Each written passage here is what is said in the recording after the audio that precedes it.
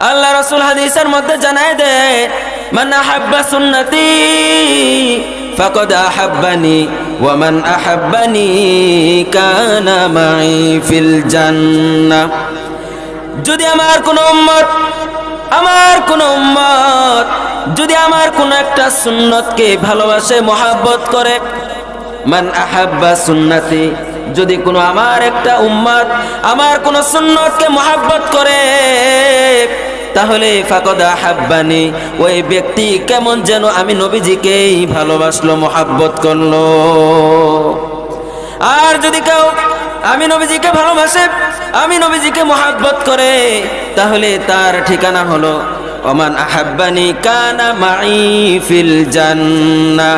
আর যে উম্মত আমার সুন্নত ভালোবাসবে, আমি নবীজিকে ভালোবাসবে, মহব্বত করবে, ওই উম্মত কিয়ামতের ময়দানে আমি নবীজির সাথে জান্নাতে যাবে। বলেন সুবহানাল্লাহ। এজন্য নবীজি বলেন, লা ইউমিনু আহাদুকুম হাত্তা আকুনা আহাব্বা ইলাইহি মিন ওয়ালিদিহি ওয়া ওয়ালাদিহি ওয়ান নাসি আজমাইন। নিজের সন্তানের চাইতে বেশি, মা বাবার চাইতে বেশি, পৃথিবীর যা কিছু আছে সব কিছুর চাইতে যতক্ষণ পর্যন্ত আমার নবী, আপনার নবী, বিশ্ব নবী মুহাম্মদুর রাসূলুল্লাহ সাল্লাল্লাহু আলাইহি ওয়াসাল্লামকে বেশি ভালোবাসতে পারবেন না, ততক্ষণ পর্যন্ত আপনি প্রকৃতপক্ষে ঈমানদার হতে পারবেন না। এজন্য শুধু নামে মুসলমান হইলেই মুসলমান হয় না। মুসলমান হওয়ার জন্য, ঈমানদার হওয়ার জন্য নবীজির ভালোবাসার দরকার আছে।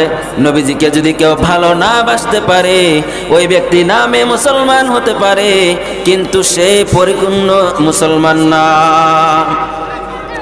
মুহতারাম হাজিরিন, নবীজির ভালোবাসা অন্তরের মধ্যে যদি না থাকে, পরিপূর্ণ মুমিন হওয়া যায় না।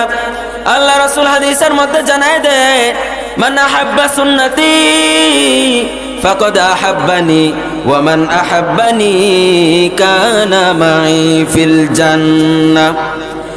যদি আমার কোন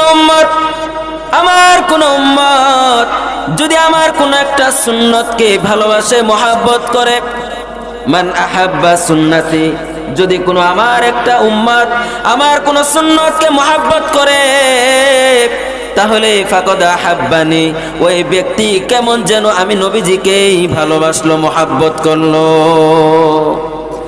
আর যদি কেউ আমি নবীজিকে ভালোবাসে,